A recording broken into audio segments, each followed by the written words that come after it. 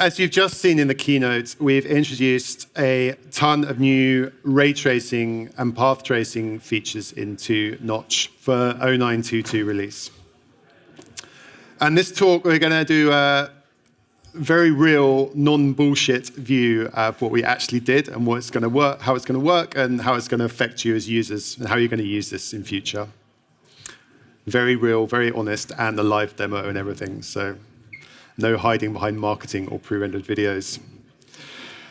So ray tracing, what is ray tracing and what does it mean? So real-time renderers, like Notch, all almost universally render using rasterization, which is super fast, and GPUs know how to do it very well and have done for 20 years.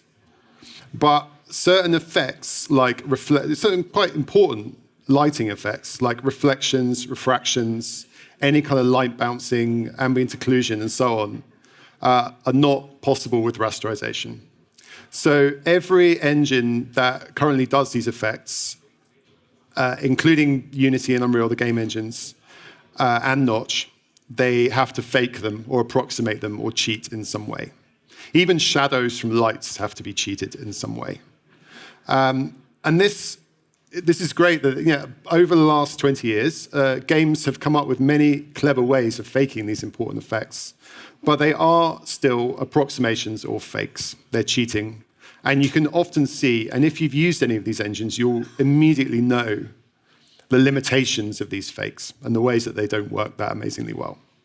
Whereas ray tracing, on the other hand, is used by offline renderers, like we're talking Octane, Redshift, and all the renderers built into things like Cinema and Maya and so on. They all use ray tracing, and they can handle these lighting effects very easily and natively, but it's not designed to be done on GPU, and it's really difficult to do, and they tend to be very slow. But they can make amazing results. So you have these two worlds, they're very separate, and they don't really meet very often. However, we are committed to increasing Notch's render quality, because we want Notch to be usable in a wider and wider set of cases. We want it to be used on a whole range of projects beyond the ones where real-time is naturally suitable. And that ultimately means at some point, you're going to want to do a render where you can do reflections or refractions or lighting that's not just hard shadows. Obviously, at some point, you're going to want to do that. And there's a load of tools in Notch already, as we said, to fake those things. But ultimately, to do them well, you have to do a ray tracer. And potentially, because a lot of people using Notch these days, they don't even render stuff out in real time. They're doing video. They're rendering out to video. They're using it as a content workflow. So unlike with the game engines, who really have this hard rule that you have to be able to render 1080p at 30 frames a second, or there's no point in doing it, and preferably a lot better, preferably 4K at 60. Unlike them, we use in a lot wider range of use cases. People use Notch to render videos that render a frame per second, and that's still decent. And other people need to render 8K canvases at 100 frames a second. So we have to cover a vast range of use cases. But what it means is that we have the ability to add a ray tracer that's usable in some of those cases, and it's still super useful for people. But yeah, we've been here before, actually. In 2013, we had a ray tracer. And it's pretty early days, and it was only really capable of reflections, hard reflections, mirror reflections. And back then, the GPU architecture was limited, and there was only certain things that you could really do. And to be honest, we did it, and then after a couple of years, we just stopped developing it. We started doing other things. And we kind of considered that the problem was too hard. It was not going to be possible to do a real-time ray tracer that was actually usable or worth doing. So we just stopped and did something else. A lot of other things, honest. But in the sort of 4 years in between, a load of research was done into real-time ray tracing in the general graphics world. And a large part that was thanks to NVIDIA deciding that they were going to do real-time ray tracing hardware.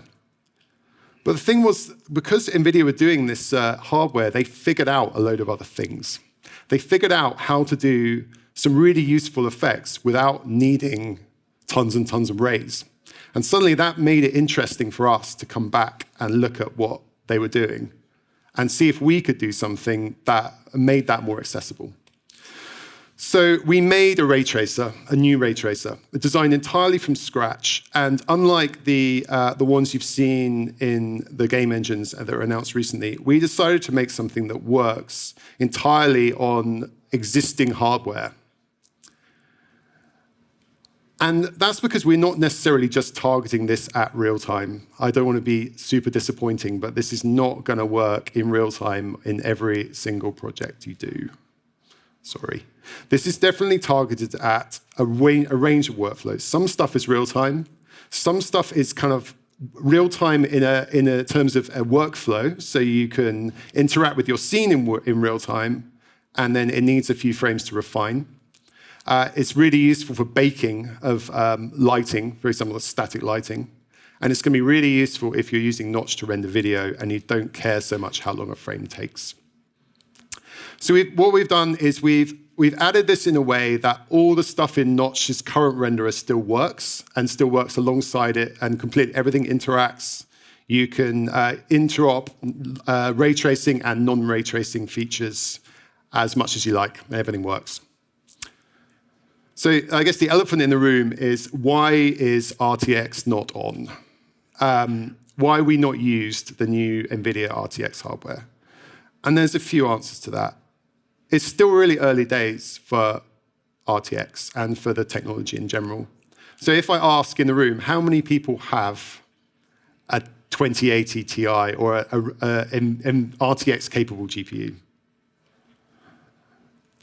Well, you all have more money than I suspected. Sure. But you can see this. There's about probably 10 people in the audience of 150 who have the hardware. So we had the option, and also this requires DirectX 12, which none of the media servers that work with Notch currently use. So if we had gone down the road of doing RTX now, we would have made 10 people in the room really happy and 140 of them really disappointed. So we decided that that was not the right way to go. We also realized that even RTX, in a genuine real-time live event scenario, you're not talking about 1080p canvases. People are rendering huge 8K canvases at 60, and even RTX is not going to get you anywhere close to doing that right now. So we decided to design something that was usable now by everybody and would be reasonable to add RTX support to. We designed it so we could add RTX support to it in future. So how do you set up ray tracing in Notch? There's a new checkbox on the root node, ray tracing enabled. There's a couple of new nodes. So there's a path tracer node that when you add it, will take over lighting with the path tracer. And there's also a node for things like ambient occlusion for baking purposes. There's some new material options that were necessary to support ray tracing, like refraction IOR. And there's some new options on light nodes, so shadow maps and so on can be ray traced. So it's pretty easy to integrate. It's pretty lightweight, to be honest. It kind of just drops in, and you can turn it on and off and go back to something like screen space reflections just by toggling the nodes. It's not like you have to think ahead of time and decide everything has to be ray traced from day one. So how do you use it? So it's a hybrid system. So a lot of the stuff is done with the existing renderer. So the view from the camera is rendered as it ever was. And the ray tracer is used for rays for secondary effects like reflections, bounces, and so on. And you can mix with all the regular Notch nodes. So let's have a few look at some of the use cases for the ray tracer. So firstly, ambient occlusion. So ray tracing ambient occlusion.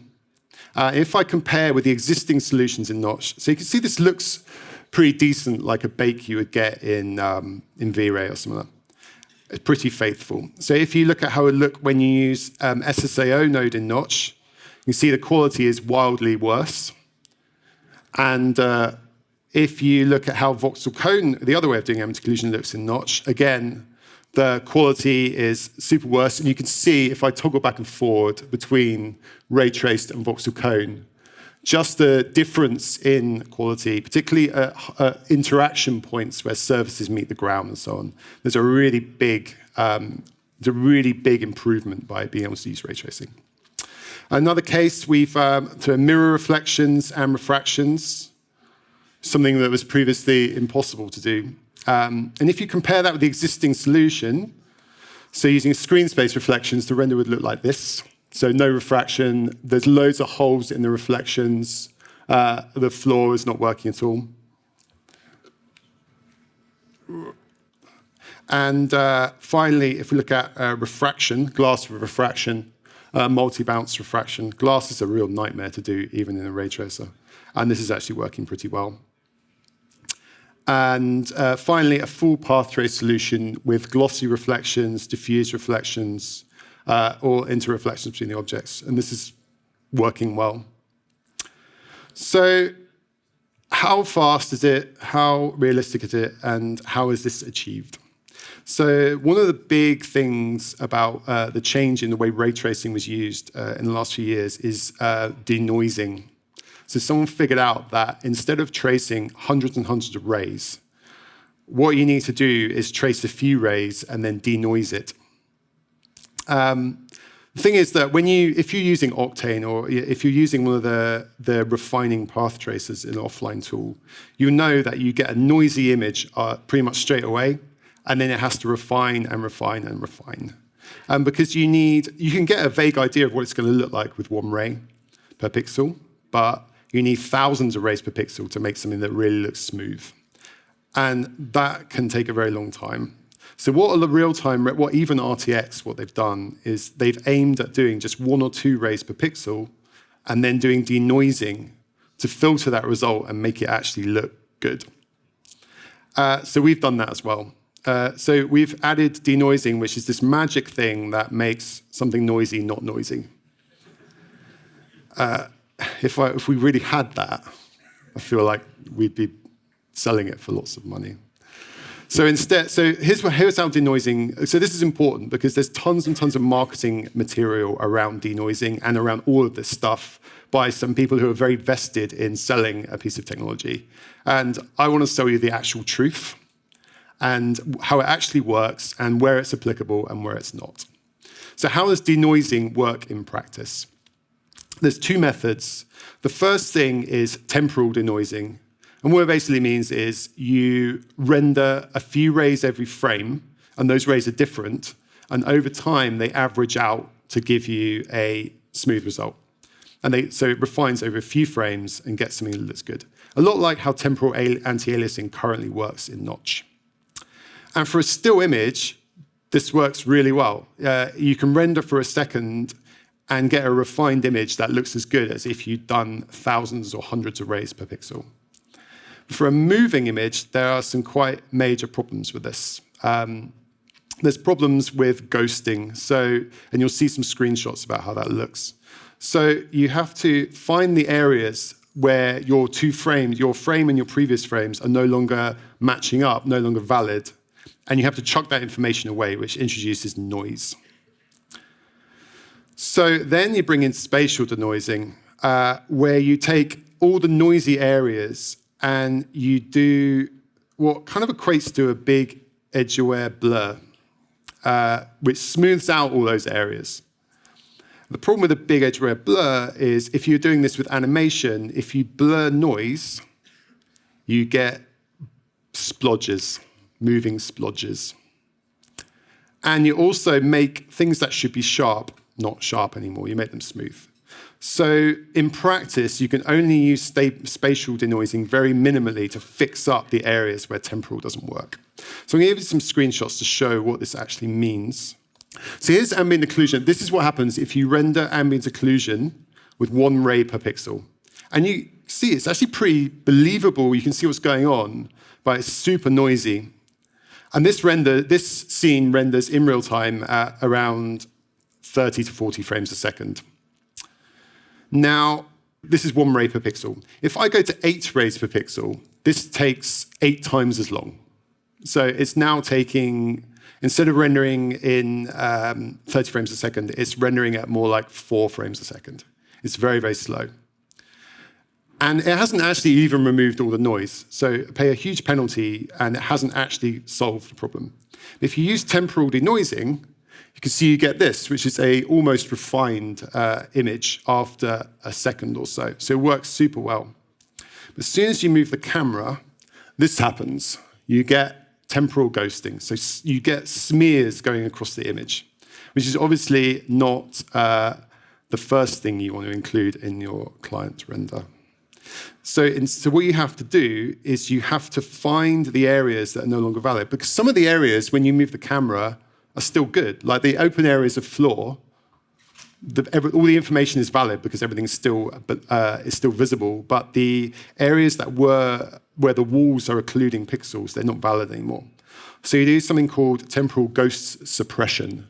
And you can see in the areas around the walls, you've got noise in the areas around the walls and smooth images everywhere else.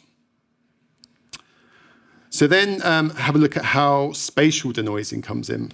So this is what if you just do spatial denoising, you can see you've got a smooth result, but all the areas around where geometry meets the floor, they're all blurry and it doesn't look decent anymore at all. However, when you combine the two techniques, so you use a spatial denoise to fix the areas of temporal denoise briefly while they refine, you get a really decent result. You get a render that's believable and perfectly good enough, hopefully. At least a big jump on where we were before with real-time technology. So denoising is not a magic bullet, despite what you read in the popular graphics press. So it relies heavily on temporal refinement succeeding. And so things that break that, like moving the camera, moving objects, or moving lights, all cause temporal refinement to fail. And therefore, you start introducing noise, or you have to fix it up, or you have to do more and more rays, and it gets slower. And it still takes a long time to refine a very glossy or diffuse surface. So the more glossy, the more diffuse something is, the more noisy it is, and therefore the longer it takes to refine. And generally, there are a ton of limitations with ray tracing as a technology. The more rays you need, the slower it gets. If you need a bigger canvas, if you double the size of your render, you're doubling the amount of rays you need, and therefore doubling the amount of time it takes. It's completely linear like that. If you want more rays to get something more refined, if you double the number of passes, you make it twice as slow. So the whole thing relies on doing very few rays and doing lots of denoising, and where that fails, it's obviously a limitation. The key thing is that ray tracing in any scenario, RTX or otherwise, and particularly in Notch, is not real time all the time. We're very much targeting this right now because we know it's so useful for things like baking workflows, rendering to video. And where you want an interactive editing view of your scene, and you have a bit of noise while you're editing, but when you render out, you get a smooth result. We want you to be able to use the real-time workflow for editing, even if you're rendering to video at the end. But honestly, if you're looking at doing a very large, like 8K AR real-time render canvas, then this is probably not going to come into play for the next couple of years for you. Sorry. So now I'm going to do a live demo, and Lewis is going to switch me over. So here's the car scene in Notch, and you can see that as I move around, it should be playing. So everything is working. You can see the refractions and so on. And we're relying on a little bit of refinement, but the good thing with mirror reflections is that they don't really need much refinement, so everything just kind of works. You get rid of a bit of noise, but generally, and aliasing, but generally it is pretty tight, even without much refinement, so you get pretty decent performance. You can see you've got bubbles and windows and so on, and everything is interacting as you kind of hope it would. So, and even with camera and object motion. So if I pick the ball. So if I move the bubble around, then you can see it's all plain ball. So looking at another example, the glass bottle. This is doing a large number of refraction passes to get the full refinement. And again, you get a bit of noise when you move the camera and you let it go and it refines really quickly. So for in terms of editing and interactivity in editing, it's pretty smooth. So the last example is probably the most interesting because it really shows where denoising happens. This is the bottle scene. As you can see, so this is full glossy reflections and interreflections of objects, and some diffuse, some very shiny, and so on. And you see I'm editing this. I can get around this scene, and it's running at around nearly 60 frames a second. But you'll see very noticeably, as I move the camera, the reflections get noisy, and as I let it go, they smooth out. So I'm going to use this to demonstrate what's really going on. So if I take off the denoising, this is my render. Whoa. And if I take off the temporal AA as well, this is my fully denoised, this is my fully noisy render. This is what's really happening every frame. So you can see that some of the stuff, like the bottles, which are quite sharp, shiny, they're actually not that crazily noisy, but the diffuse is just pure noise. It's pure noise. So let's try some of the denoising. So enabling denoising, and it magically fixes itself because it is magic. If I turn off temporal denoising, so this is only the spatial effect, and you can see it's just shimmering noise. It's shimmering blobs instead of shimmering noise. So you can see the temporal is very important. But if I turn off the spatial completely and just use temporal, see as I move the camera, it goes noisy, and then I let it go, it refines itself.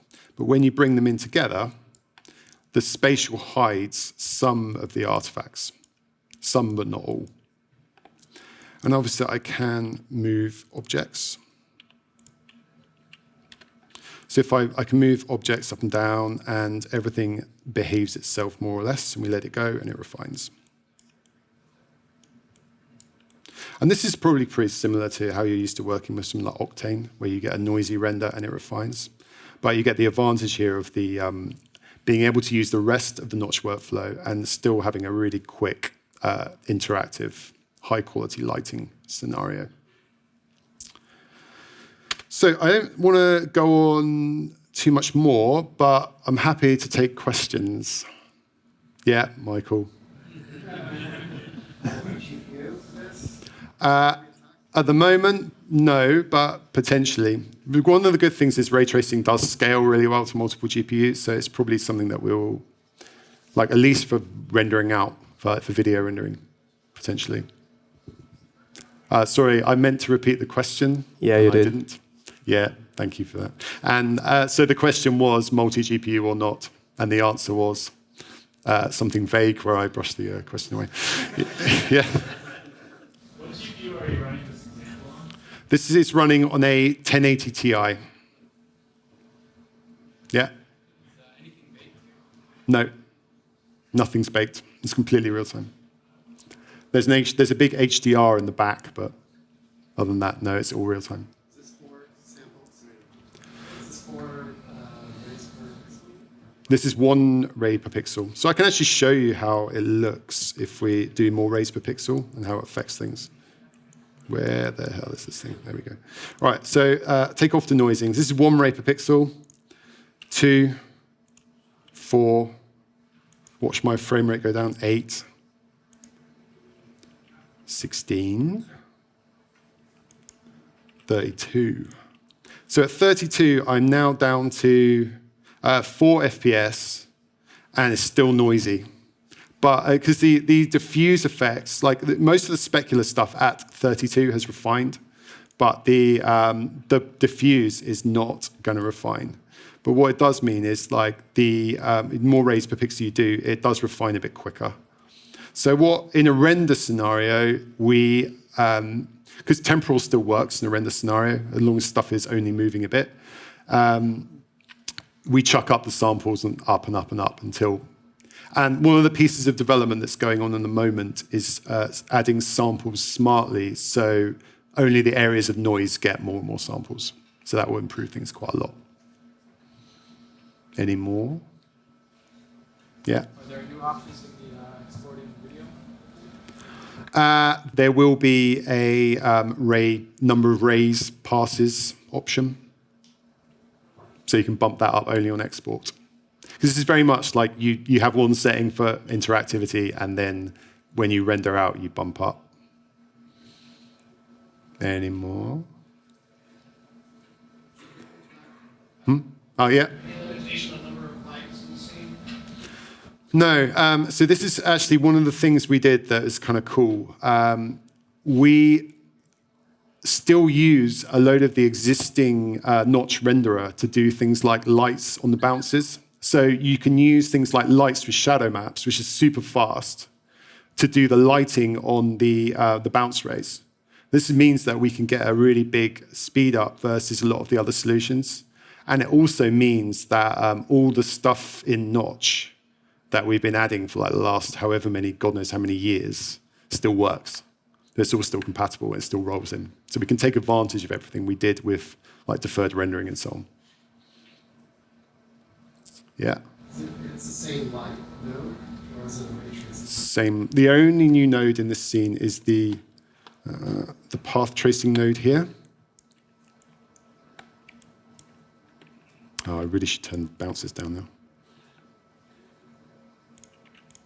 So there's the path tracer node here, and that's it. That's the only new node. Everything else is set up exactly as before, like environment maps, lights, materials, it's all exactly the same. It's just drop in the path tracer, and it goes. Yeah. So it adds the ability to do area light shadows, which is nice.